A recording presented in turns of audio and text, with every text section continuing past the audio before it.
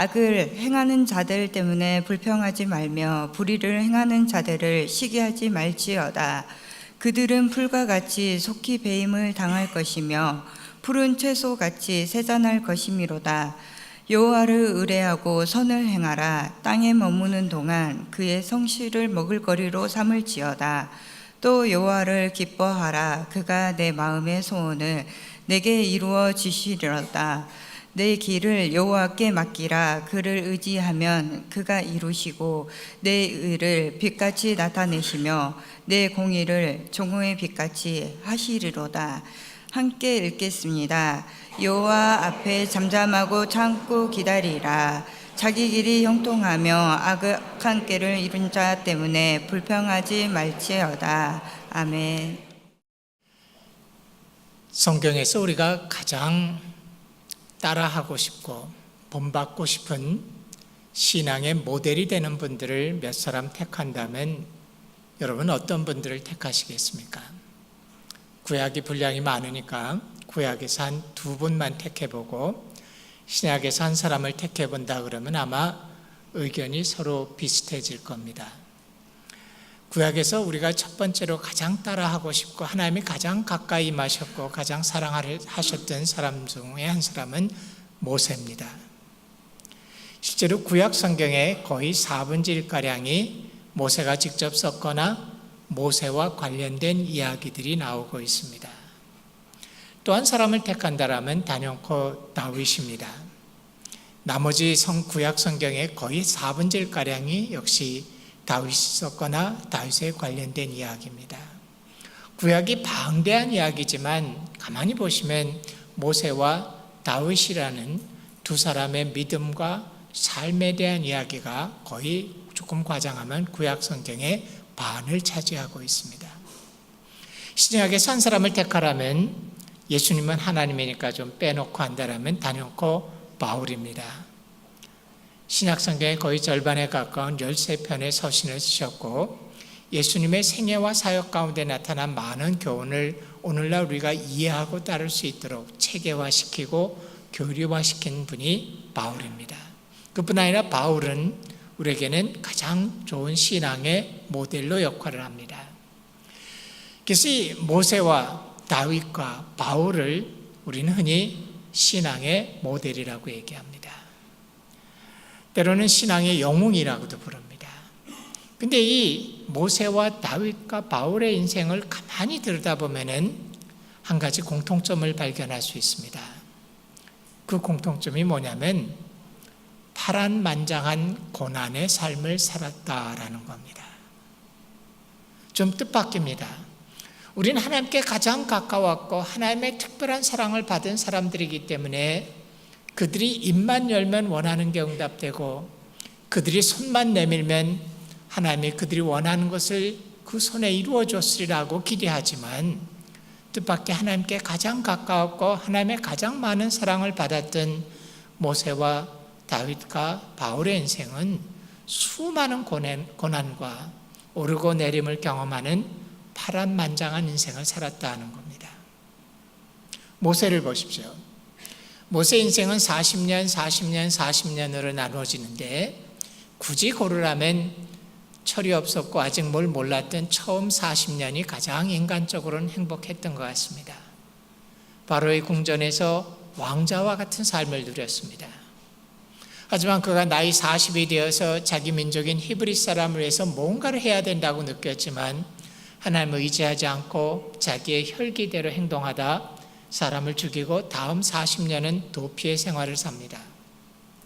모세가 참 겸손한 사람이기 때문에 그 40년이 얼마나 힘들었는지 구구절절히 얘기하지 않고 있습니다. 하지만 우리가 몇 가지 힌트를 보면 그 삶이 얼마나 힘들었는지 알 수 있습니다. 애굽 사람들은 가장 천히 여기는 직업이 가축을, 짐승을 치는 일이었습니다. 근데 바로의 궁전의 왕자와 같은 모세가 40년을 광야에서 짐승을 치는 일을 합니다. 그리고 그 나이 80이 됐을 때 자기 인생을 마무리해야 될 때쯤 됐는데도 자기 약물이 하나가 없어서 장인 이드로의 양을 대신 치고 있는 모습을 발견합니다. 모세가 인생의 밑바닥까지 내려간 40년을 보냅니다. 하지만 그 40년 동안에 그는 겸손을 배웠고 자기를 의지하지 않게 되고 언젠가 하나님 앞에 순종할 만한 인생의 삶의 준비를 했던 것 같습니다. 그 준비가 되자 하나님이 가시떨기나무 가운데서 그를 부르시고 40년을 사용하십니다. 근데 출애굽 40년의 시간도 가만히 읽어보면 모세에게 영광스러운 시기가 아니었습니다. 저는 출애굽기를 읽어볼 때마다 떠오르는 단어가 하나 있는데 3박 4일이란 단어입니다. 우리 같으면은 그 중에 한 가지 이적만 봤어도 평생 동안 주님을 따라갈 만한 어마어마한 이적을 히브리 백성들은 수도 없이 경험합니다.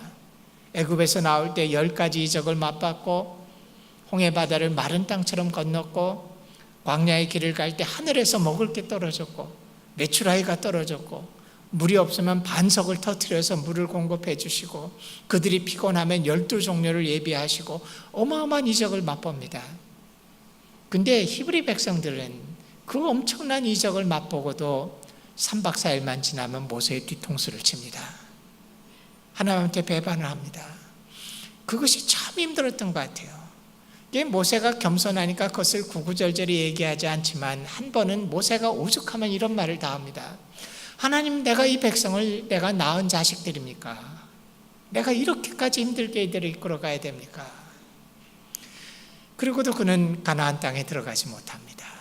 근데 놀라운 건 모세의 인생이 원하는 대로 만사 형통한 삶을 살던 게 아니었는데 그는 그 40년 동안 한 번도 하나님을 향한 믿음에서 흔들리지 않는 승리의 삶을 살아갑니다. 바울은 어떻습니까? 바울 아주 특별한 사람입니다. 성경에 보면 아무도 올라가 보지 못한 하늘의 3층 천에 올라갔다 그럽니다. 우리말로는 3층 천이라고 번역하다 보니까 마치 천국이 1층, 2층 그리고 3층에 펜트하우스가 있는 것처럼 생각하시는데 그런 건 아닙니다. 헬라 사람들의 개념에서는 이렇게 동심원처럼 생각하기 때문에 세 번째 차원의 천국에 올라갔다라는 말은 동심원의 제일 한가운데 천국의 진짜 중심부까지 가봤다라는 얘기입니다. 그리고 그가 능히 사람에게 전해주지 차마 말로 전해주지 못할 만한 신비한 걸 보고 온 사람입니다. 하나님의 특별한 사랑을 받았던 사람입니다. 때문에 우리도 잘못 생각하면 바울의 인생이 원하는 대로 만사형통하고 누리고 살았을 것 같지만 그렇지 않습니다. 바울의 인생은 말할 수 없는 어마어마한 고난의 삶이었습니다. 바울도 겸손하기 때문에 자기가 얼마나 어려웠는지 구구절절히 얘기하지 않습니다. 다만 딱 한 군데 고린도후서 11장에 가면 그가 터져 나오듯이 자기가 얼마나 어려운 삶을 살았는지 얘기합니다. 이 고린도후서는 바울의 자서전과 같은 책인데 하도 사람들이 네가 거짓 사도다, 네가 가르치는 복음은 가짜다, 네가 거짓말하고 다니는 사람이다 온갖 공격을 하면서 그를 평생 괴롭혔기 때문에 그가 터져 나오듯이 도대체 내가 부족한 게 뭐냐 하면서 그가 이런 얘기를 합니다. 그들이 히브리인이냐? 나도 그러하며 그들이 이스라엘 사람이냐? 나도 그러하며 그들이 아브라함의 후손이냐? 나도 그리하며 그들이 그리스도의 일꾼이냐?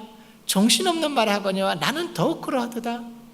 내가 수고를 넘치도록 하고 옥에 갇히기도 더 많이 하고 매도 수없이 맞고 여러 번 죽을 뻔하였으니 40에 하나 감한 매를 유대인들에게 5번 맞았으며 3번 태장으로 맞고 1번 돌에 맞고 3번 파선하고 일주일을 깊은 바다에서 지냈으며 여러 번 여행하면서 강의 위험과 강대의 위험과 동족의 위험과 이방인의 위험과 신의 위험과 광야의 위험과 바다의 위험과 거짓 형제 중의 위협을 당했으며 또 수고하며 애쓰고 여러 번 자지 못하고 줄이며 목마르고 여러 번 굶고 춥고 헐벗었노라. 불쌍한 단어는 여기 다 나옵니다. 이외에 이런 고사하고 아직도 날마다 내 속에 눌리는 일이 있으니 곧 모든 교회를 위하여 염려하는 것이라. 바울의 인생은 어떤 면에서는 한 번도 평안하지 않았다는 말입니다. 그런 육신의 고통은 차치하고라도 바울은 뭐라 그러냐면 내가 매일 죽도록 교회와 하나님의 일 때문에 스트레스를 죽도록 받고 산다라는 고백을 합니다. 그런데 놀라운 건 그런 인생을 살았고 마지막에는 그가 교수형을 당해서 죽은 사람이지만은 바울의 인생의 마지막에 쓴 책이 디모데후서인데 디모데후서 4장에 보면 놀라운 승리의 고백을 합니다. 내가 나의 길을 달려갔고 믿음을 지켰으니 이제 내 앞에 의의 면류관이 예비되어 있다. 그런 어마어마한 고난의 삶을 살아가면서 바울은 믿음을 지켰고 하나님 안에 승리의 삶을 지켰습니다. 여러분, 신앙이 뭔지를 우리가 어쩌면 좀 다시 생각해야 되는지도 모릅니다. 우리는 신앙이라는 게 하나님과 돈독한 관계를 유지하고 하나님과 가까이 있어서 내 인생 가운데 모든 고난을 제거시켜 주시고 내가 원하는 대로 모든 것을 응답하셔서 만사 형통한 삶을 사는 것이 신앙의 진수라고 생각하시지만 그렇지 않습니다. 성경 어디에도 우리 인생 가운데 고난이 없는 삶을 약속해 주신 것이 없습니다. 오히려 신앙의 삶이란 건 누구나 겪을 수뿐이 없는 파란만장한 인생 가운데 수많은 고난과 오르막길과 내리막길을 끊임없이 가해가는 인생 가운데서 믿음을 지키고 하나님 앞에 변함없는 승리의 삶을 사는 게 신앙이어야 됩니다. 내가 원하는 대로 만사형통하고 잘 될 때는 승리의 삶을 살다가 고난과 아픔을 당할 때에는 불평하고 사는 것이 결코 정상적인 신앙의 삶이 아닙니다. 오늘 저는 일부러 다윗을 택해 보았습니다. 왜냐하면 다윗의 인생은 김수현 작가가 일부러 드라마로 써도 그렇게 쓰지 못할 만큼 극에서 극에 달하는 파란만장한 인생을 삽니다. 자기 집안의 형제들 중에서도 제일 무시당하는 작은 소년 목동으로 시작해서 왕자에까지 올라가고 한때는 사울왕의 총애를 받는 민족의 영웅으로부터 잠시 뒤에는 자기 목숨을 빼앗으러 오는 사람들에게서 목숨을 건지기 위해서 일촉즉발의 도피의 생활을 살게 됩니다. 영화에도 그렇게 나오지 않을 만큼 자기를 죽이려는 자들이 산에 이쪽으로 오는데 겨우 이쪽으로 도망가고 이쪽으로 오면 일로 도망가고 나중엔 다윗이 숨어있는 동굴에 자기를 죽이려는 사울이 들어오는 일도 경험하게 됩니다. 그래도 나중엔 도망갈 데가 없자 히브리 사람들이 최고의 원수였던 블레셋 사람들에게 가서 목숨을 구걸합니다. 근데 블레셋 사람들이 자기를 의심하자 다윗이 어떻게 하냐면 수염에다가 침을 흘리면서 성벽의 문짝에다가 몸을 끄적거리면서 미친 사람 흉내를 내서 겨우 목숨을 건지기도 합니다. 최고 권세를 누리기도 하다가 아들 압살롬이 반란을 일으켰을 때는 한밤중에 맨발로 티끌을 무릅쓰고 도망을 가기도 합니다. 하나님의 친구라는 호칭을 듣기도 하다가 밧세바를 범하고 나서는 벽에와 이 친구를 눈물로 적시는 삶을 살기도 합니다. 다윗의 인생이 평탄한 거 아니었습니다. 수많은 파란만장한 삶을 살았습니다. 근데 다윗에게 놀라운 건 뭐냐면 그런 수많은 파란만장한 인생을 살았지만 하나님을 향한 믿음과 충성이 변하지 않는 승리의 삶을 살았다라는 겁니다. 오늘 저희가 택한 시편 본문 37편은 다윗이 자기가 그런 승리의 삶을 살았던 핵심적인 요인을 설명해 주는 것이 시편 37편입니다. 정확히는 우리 알 수 없지만 안반해도 시편 37편은 다윗이 자기의 인생을 다 산 다음에 자기의 그 파란만장했던 인생을 돌아다 보면서 고백처럼 하는 것이 시편 37편입니다. 오늘 저는 여러분들에게 아주 짤막하게 다윗이 그렇게 승리의 삶을 살 수 있었던 5가지 요인을 함께 나누기로 합니다. 첫 번째 요인은 1절에 나옵니다. 다윗이 자기가 승리의 삶을 살 수 있었던 첫 번째 요인은 뭐라 그러냐? 악을 행하는 자들 때문에 불평하지 말라라고 얘기합니다. 저는 아직도 개역성경을 좋아하는 면이 있는데 개역성경이 이 표현 참 맛있게 표현했죠. 행악자로 인하여 불평하지 말지어다. 행악자로 인하여 불평하지 말지어다. 다윗만큼 마땅히 불평할 만한 삶을 살았던 사람이 없습니다.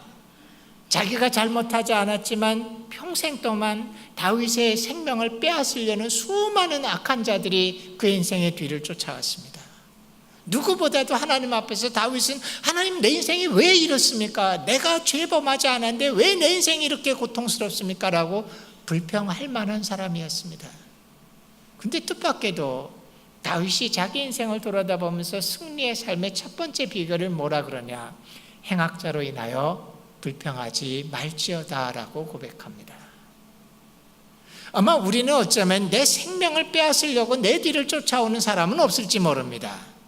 하지만 여러분 인생의 뒤를 돌아다보면 역시 똑같이 수많은 문제거리들이 여러분의 인생의 뒤를 쫓아옵니다. 내가 원치 않는 일들, 내 뜻대로 되지 않는 일들, 질서스럽지 않은 일들, 내가 용납할 수 없는 일들, 억울한 일들, 원통한 일들, 내가 바라지 않는 수많은 문제거리들이 끊임없이 여러분의 인생의 뒤를 쫓아오고 있습니다. 네, 다윗의 권면은 그런 문제거리들로 인해서 불평하지 말라고 얘기합니다.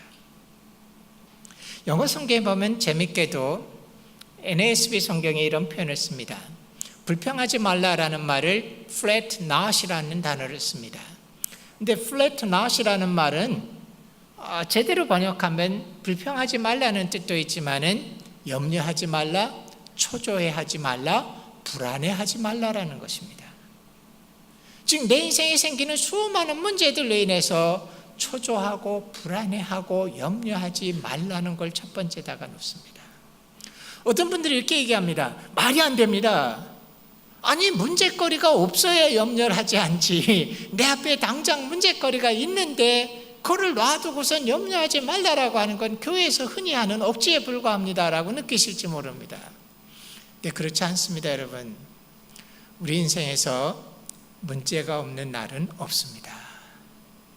굳이 문제가 없는 인생을 찾기 원하시면 저기 요 근처에 있는 오산 장례식장으로 가시면 거기 문제 없는 분들이 좀 계십니다. 우리 인생은 문제가 없는 인생은 없습니다. 마치 우리 인생은 바닷가에 파도 치는 바다와 같습니다. 바다가 잔잔해 보이시죠? 가까이 가보세요. 큰 파도가 와서 바닷가에 돌을 꽝 하고 칩니다. 한번 치고 나면 끝이는가요? 잠시 후에 또다시 와서 꽝 치고 끊임없이 파도가 밀려와서 바닷가를 때리는 것. 우리 인생은 그와 같습니다. 문제거리들이 내 인생을 쫓아오는 건 여러분들이 막을 수 있는 일이 아닙니다, 어쩌면은.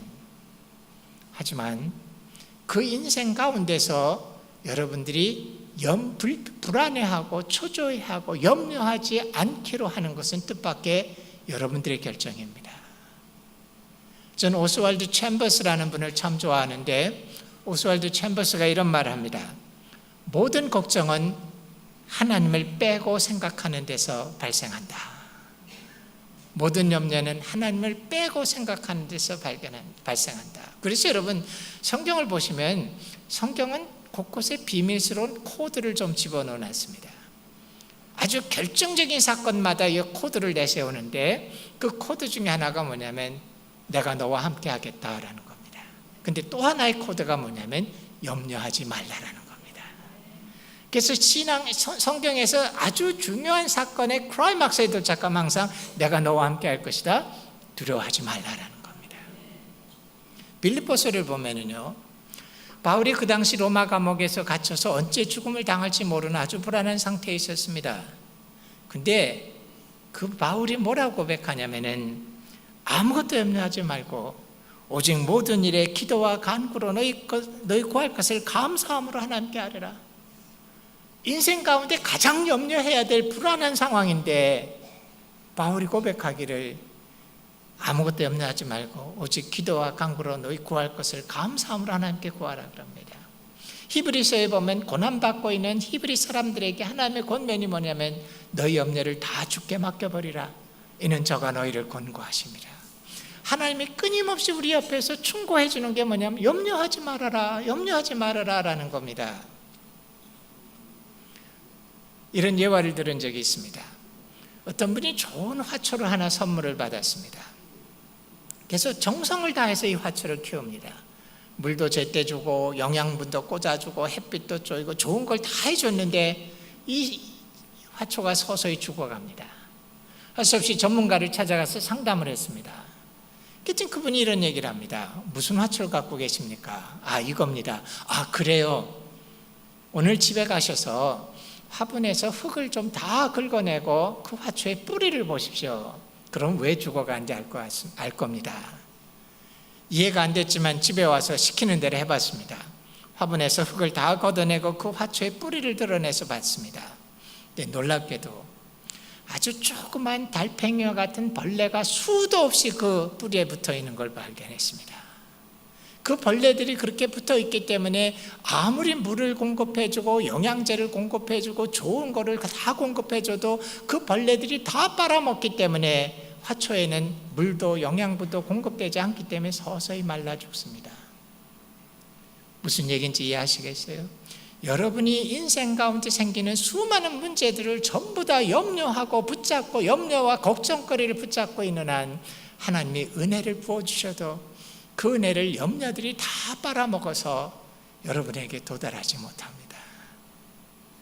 하나님이 주신 은혜의 맛을 알지 못하고 삽니다. 그렇기 때문에 다윗은 자기 인생을 돌아다보면서 뜻밖의 첫 번째 권하는 것이 뭐냐면 너 인생의 행악자로 인해서 너 인생 가운데 생기는 수많은 문제거리들로 인해서 염려하지 않기로 작정하라고 권합니다. 자, 이제 하나님 앞에서 염려하지 않겠다라고 작정하면 두 번째 단계로 가야 되는데 두 번째 단계는 5절에 있는 겁니다. 내 길을 여호와께 맡기라. 내 길을 여호와께 맡기라. 근데 여러분 아마 이 소리는 신앙생활 하면서 수백 번은 들었을 얘기입니다. 기도 가운데 주님께 다 맡기십시오. 염려와 모든 걸 주님께 다 내려놓으십시오. 맡기십시오. 근데 이상한 얘기를 하나 말씀드릴게요. 주님께 맡기는 건 정말 어려운 일입니다. 실제로 많은 사람들의 삶을 보면은 기도하면서 말로는 얼마든지 주님 내가 이 문제를 주님께 맡깁니다. 주님 손에 내려놓습니다. 주님이 해결해 주십시오라고 간절히 외치고 있지만 실제로 가만히 보면 자기 손에 힘을 다해서 붙잡고 놓지를 않습니다. 주님이 가져가실 수가 없어요. 자기가 놓지를 않습니다. 왜 맡긴다라고 말하면서 놓지 않을까요? 내가 원하는 대로 되지 않을까 봐, 내가 원치 않는 대로 될까 봐 두렵기 때문에 말로는 수없이 주님 당신께 맡깁니다 맡깁니다라고 하지만 놓지를 않고 있습니다.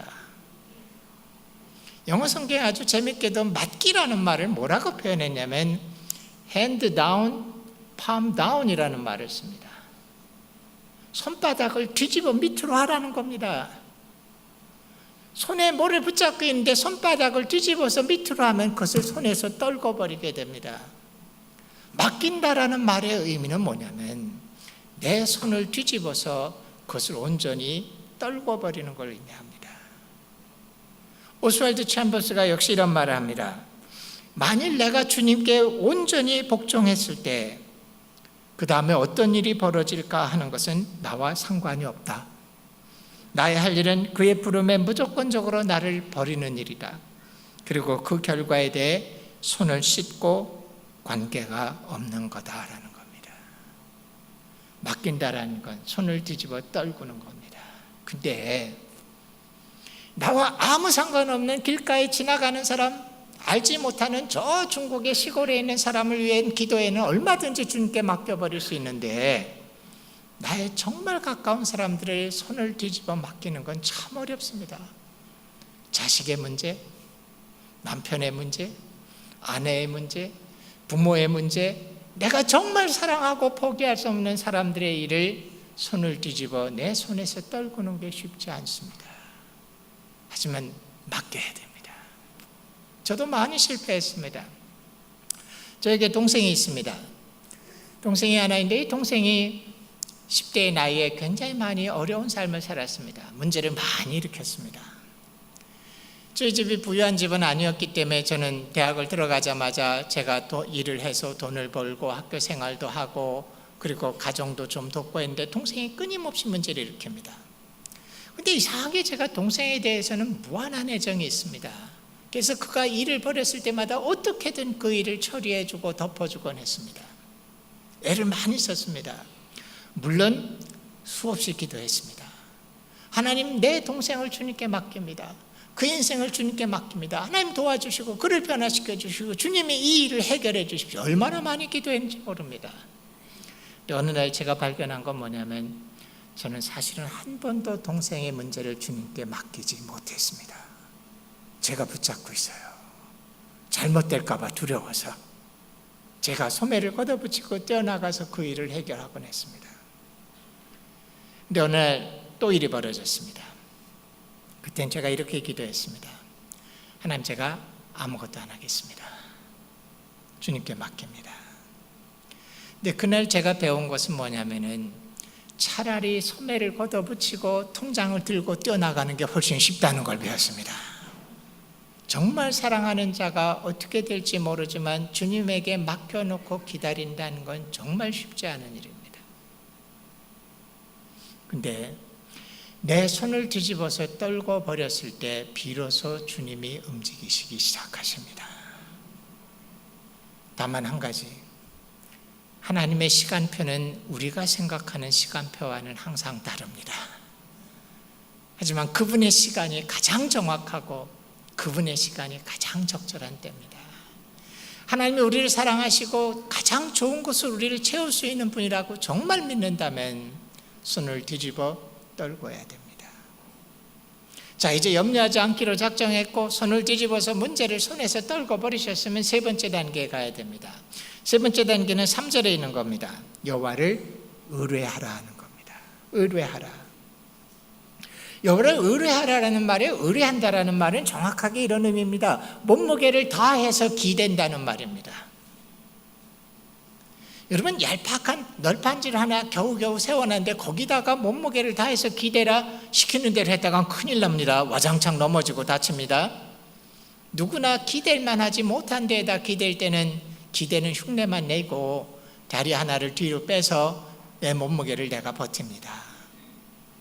하지만 기댈 만한 존재, 여러분이 오산교회 건물에 오셨는데 이 건물을 툭 보시고 내가 벽에 기댔다가 우리 교회 왕창 넘어질까 봐 염려해서 흉내만 내진 않습니다.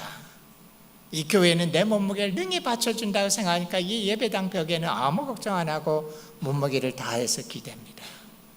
그게 의뢰하는 겁니다. 신앙생활이라는 것은 어쩌면 내 경험을 통해서 내 삶을 통해서 하나님이 기대도 될 만한 내 몸무게를 다해서 기대도 괜찮은 분이란 걸 배워가는 게 신앙생활인지 모릅니다. 그런데 하나님이 처음부터 최고 높은 단계의 경험을 배우게 해주진 않습니다. 우리의 믿음만큼 조금씩 그 하나님을 기댈 만한 하나님이란 걸 배우게 해주십니다. 저도 그런 경험을 했습니다. 가만히 돌아다 보니까 제가 전임 사역자로 삶을 시작한 지 올해가 34년째 되는 해입니다. 34년 전에 하나님의 소명을 받고 그때까지 제가 공부하던 전공을 내려놓고 하나님의 일을 하기로 했습니다. 조금 부끄럽지만 제가 전임 사역자로 일을 하겠다라고 결정할 때 제일 어려웠던 건 뭐냐면은 뭐니 해도 머니였습니다. 내가 정말 먹고 살 수 있을까? 내 평생 어떻게 살아갈 수 있을까? 근데 저는 나름대로 하나님의 약속을 받았다고 생각을 했습니다. 하나님이 이런 말씀, 물론 하늘에서 음성으로 떨궈 주신 건 아니지만 기도 가운데 제가 그런 감동을 받았는데 하나님이 저에게 이런 약속을 주셨다고 믿었습니다.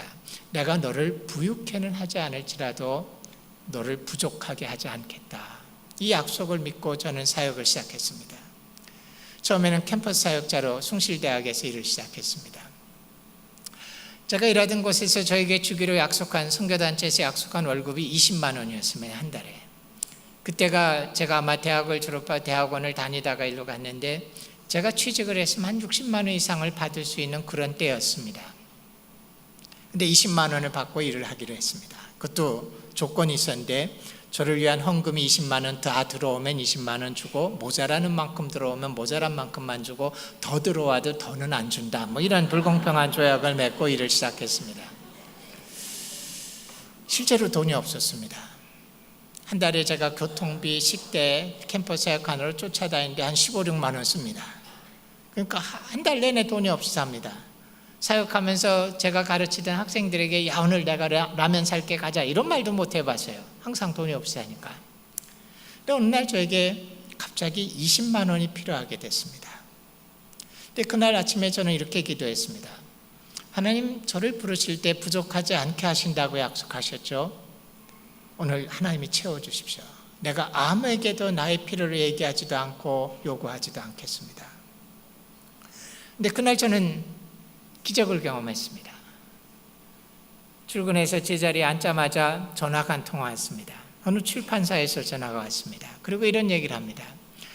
당신 1년 전에 우리 출판사에서 자료도 좀 정리하고 번역도 좀 해주고 도움을 줬던 적이 있죠. 가만 생각하니까 제가 조금 시간이 남았을 때 자원봉사자로 그분들을 도와드린 적이 있었습니다. 제가 내가 그런 적이 있습니다. 근데 그분이 재밌는 얘기를 하셨습니다. 오늘 출근했는데 누가 갖다 놨는지 모르지만 1년 전에 장부가 내 책상 위에 놓여 있었습니다. 작년 장부가 왜 여기 있지 하면서 우연히 한 페이지를 열었는데 거기 보니까 당신에게 그때 돈을 주도록 돼 있었는데 지출이 안 된 걸 발견했습니다. 통장 번호를 얘기하십시오. 돈을 보내주겠습니다. 제가 기대를 갖고 물어봤습니다. 얼마를 주실 겁니까? 여러분 생각 그대로입니다. 20만 원을 주겠다고 했습니다. 어떤 사람들은 저보고 미련하다 그래요. 그거는 기적이 아니라 너 지가 받을 것도 모르고 멍청하게 살다가 나중에 받은 건데 뭐 그리 감사하냐. 하나님은 꼭 무에서 유를 창조하는 기적만 하진 않으십니다. 많은 경우는 유에서 유를 통해서 사람을 통해서 이적을 베푸십니다. 하지만 저는 하나님의 응답이라고 믿습니다. 그날 정확한 시간에 그들이 그걸 발견하고 제게 채워줬습니다. 제가 믿음이 생겼습니다. 야, 하나님 정말 내 기도를 들으시는구나. 하나님 정말 의지할 만한 분이구나. 근데 문제가 있습니다. 믿음이 생기긴 생겼는데 이 믿음이 20만 원 정도까지입니다. 이게 단위가 막 달라지면 이게 아닙니다. 두 번째 시험이 왔습니다. 미국서 공부를 마치고 돌아와서 신학교수로 시작한 둘째 해에 겁도 없이 젊은 목회자들과 함께 우리 침례교단의 대학생들을 위한 선교 대회를 하기로 했습니다. 1,000만 원이 필요했습니다. 그 당시 제 1년 급여가 연봉이 한 1,000만 원쯤 됐습니다. 큰 돈이지만 하나님이 채워준다라고 믿었습니다. 하나님이 채워주니까 염려하지 말고 하자. 근데 안 채워집니다. 저는 채워질 줄 알았습니다. 근데 안 채워집니다. 월요일 날 아침에 모임을 시작해야 되는데 토요일 날 저녁까지도 돈이 없었습니다. 함께 있는 모든 사람들이 저를 불안한 듯이 쳐다봤습니다. 제가 마지막 뻥을 했습니다. 염려하지 말아라. 하나님이 채워준다. 왜들 염려하느냐? 근데 집에 왔더니 염려가 안 되긴요. 엄청 염려가 됩니다. 하나님 어떻게 하실 겁니까? 오늘 토요일 날 밤입니다. 근데 그 다음날 저는 진짜 기적을 경험했습니다. 예배를 드리고 나오는데 안희숙 사모님이라는 분이 계십니다. 옛날에 죽으면 죽으리란 책을 쓰셨던 김덕명 목사님 사모님이신데 그분이 미국 사시다가 한국에 와서 잠시 저하고 같은 교회를 다니셨습니다. 예배를 드리고 나오는데 안희숙 사모님이 저를 불러요. 이 교수 나 좀 봅시다. 안 사모님하고 뭐 저하고 얼굴 알고 만나면 인사하고 하지만 아주 가까운 사이라고는 생각을 안 했는데 그분이 저를 구석으로 데려가더니 이런 얘기를 합니다. 이 교수, 내가 요즘에 기도만 하면 하나님이 당신에게 돈을 주라고 얘기하십니다. 처음엔 제가 무슨 말인지 이해를 못했어요. 뭐라고요? 내가 요즘에 기도만 하면 하나님이 당신에게 돈을 주라고 얘기합니다. 근데 봉투를 하나 주셨어요. 속에 얼마가 있는지도 모르고 저는 내일부터 제가 대학생 모임을 하는데 이 돈을 거기 써도 됩니까? 그분은 그 당신 돈이니까 마음대로 하시오. 밖에 나와서 보니까 200만 원을 주셨습니다. 그분에게도 그 작은 돈이 아니었습니다. 근데 저한테 정말 놀라운 건 200만 원이 아니라 하나님이 정말 내 기도를 듣고 계시다. 하나님이 살아계시다. 하나님 의지할 만한 분이다. 놀라운 건요, 그날 저를 만나는 사람마다 봉투를 줬습니다. 심지어 어떤 분은 지난주에 전해드리라 그랬는데 제가 바빠서 못 드렸고 늦게 드려서 미안합니다. 그 하루에 1,000만 원이 저에게 왔습니다. 그리고 그 모임에서 많은 젊은이들이 헌신했고 지금 우리 교단에 아주 중요한 선교사들로 아직도 섬기고 있습니다. 제가 믿음이 생겼어요. 하나님 정말 살아계시구나. 의지할 만한 분이구나. 근데 역시 1,000만 원까지의 믿음입니다. 그 다음에 제가 또 시험에 왔는데 30억이 필요하게 됐습니다. 그 당시 우리 교단이 3억만 있으면 교단 사무실을 구하는데 3억이 없어서 못 구하는 그런 수준의 교단이었는데 30억이 필요하게 됐습니다. 우리 교단에서 선교사들을 훈련하기 위한 집을 짓기로 했는데 학교는 땅만 딸랑 주고 저에게 30억을 모금해서 집을 지라 그랬습니다. 근데 정말 하나님 앞에 그렇게 기도했습니다. 하나님, 내가 할 수 있는 일이 아닙니다. 하나님이 하십시오. 근데 놀라운 이적을 경험했습니다. 30억이 빚 없이 끝났습니다. 돈이 나가야 될 때마다 어디선가 돈이 생겼습니다. 솔직하게는 어디서 그 돈이 다 왔는지 다 기억도 못할 정도입니다. 제가 믿음이 생겼어요. 하나님 살아계시다. 하나님 정말 기도를 듣는다. 근데 여러분, 이런 얘기를 들으면 참 재밌죠. 나도 신앙생활이 저랬으면 참 좋겠죠. 근데 고백하는 거는 제 인생 가운데 응답되지 않은 기도가 훨씬 더 많습니다. 근데요, 시간이 조금 지나고 제가 믿음이 조금 더 성숙한 뒤에 발견되는 것은 응답되지 않은 것이 최선의 하나님의 응답이었습니다. 응답되지 않는 기도를 통해서 그분을 신뢰할 만한 분이라는 걸 배워가는 게 어쩌면 신앙인지 모릅니다. 몸무게를 다해서 그분에게 기대는 겁니다. 그러면 네 번째 단계가 하는데, 네 번째 단계는 4절에 있는 겁니다. 여호와를 기뻐하라. 근데 이 기뻐한다는 말을 오해하지 마세요. 여러분 원하는 대로, 기도한 대로 다 이루어졌기 때문에 기뻐하라는 말이 아닙니다. 그거는 예수님 안 믿는 신앙 없는 사람도 자기 원하는 대로 다 되면 기뻐합니다. 그건 신앙이 아닙니다. 여기서 기뻐하라는 건 내 뜻대로 됐기 때문이 아니라 내가 온전히 주님의 손에 다 맡겼기 때문에 기뻐할 수 있어야 됩니다. 신앙이란 건 이 맛이 있어야 됩니다. 사람들이 여러분 볼 때마다 도대체 나 저 사람 이해가 안 가. 사업도 잘 안 되고 가정에 어려움도 있고 건강도 좋지 않고 얼마든지 인생 가운데 인상 쓰고 불평하고 화를 내면서 살아야 마땅한 사람인데 저 사람 왜 저리 평안하고 기뻐할까? 그게 신앙이어야 됩니다. 만사형통할 때 기뻐하는 거, 그건 아무나 할 수 있어요. 우리는 하나님 손에 다 맡겼기 때문에 평안과 기쁨을 맛봐야 됩니다.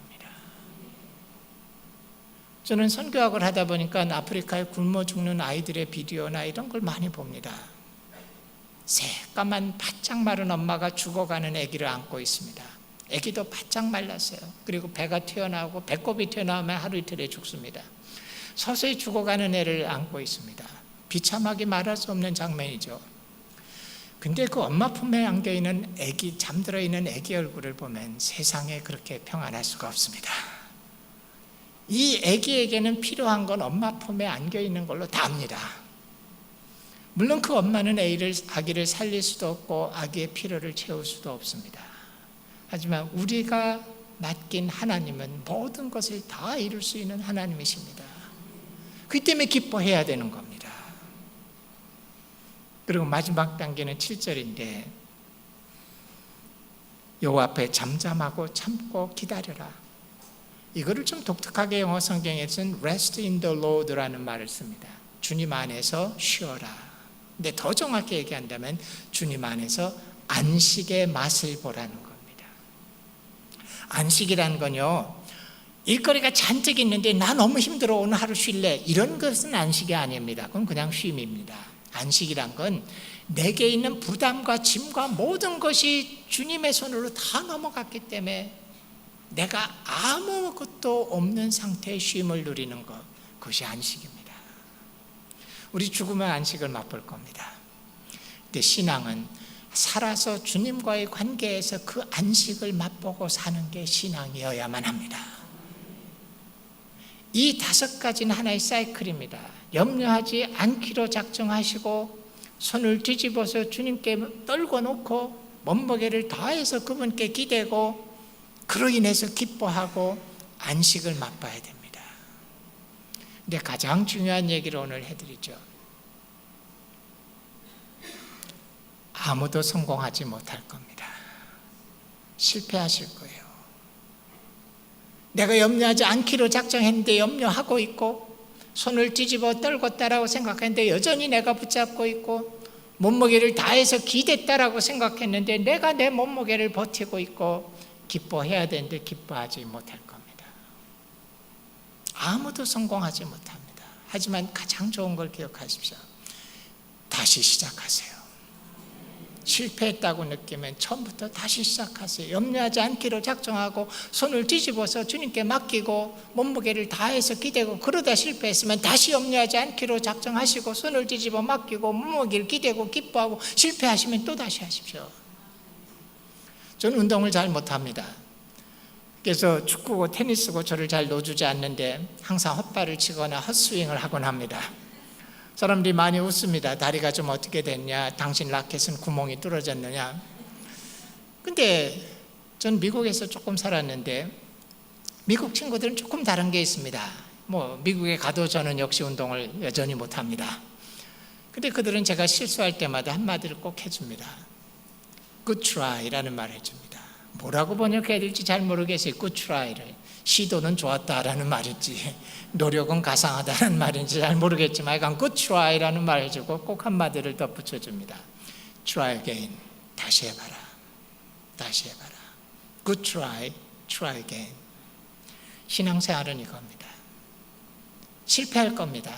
하지만 다시 시작하시고 좌절 쓰러지지 마시고 다시 일어나시고 또다시 시도하시고 또다시 일어나십시오. 애들은 넘어지기 때문에 걸음마를 배웁니다. 다시 일어서기 때문에. 하지만 이 끊임없이 반복한다고 해서 다람쥐 쳇바퀴는 아닙니다. 서서히 나도 모르는 가운데 이것을 반복하다 보면 조금씩 성장하면서 나도 모르게 하나님 앞에 성숙해지기 시작하고, 그리고 마침내 다윗의 승리의 삶과 같은 삶을 살게 될 겁니다. 기도하겠습니다.